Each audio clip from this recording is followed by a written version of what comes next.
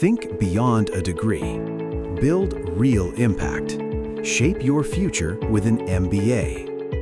From IILM University. Supreme court ने गुरुवार को यूजीसी के नए नियमों पर अगले आदेश तक के लिए रोक लगा दी है और इस आदेश के आने के बाद पक्ष और विपक्ष के नेताओं की प्रतिक्रियाएं सामने आने लगी।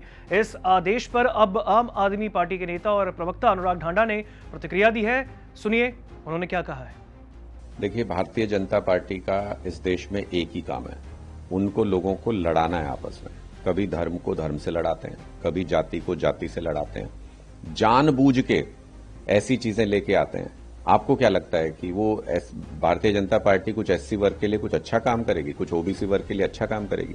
जो लोग देश का संविधान बदलना चाहते हो, जो बाबा साहब का नाम स्कूलों से हटाना चाहते हो, जो बाबा साहब की तस्वीरें सरकार बनते ही सबसे पहले हटा दें सरकारी ऑफिसों से, ऐसे लोग कभी भी पिछड़े दलित समाज का भला नहीं चाह सकते।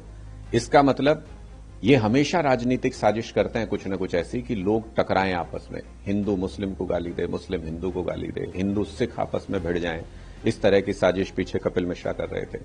फिर ये अब आज तो सुप्रीम कोर्ट ने साफ साफ कह दिया कि ये जो भी लेके आए थे प्रस्ताव, उसमें जानबूझ के ऐसी एम्बिग्विटी थी, उसकी भाषा को इस तरीके से लिखा गया था कि वैमनस्य बढ़ेगा, लोगों के बीच टकराव उससे बढ़ेगा, उससे समाधान नहीं होगा कुछ भी।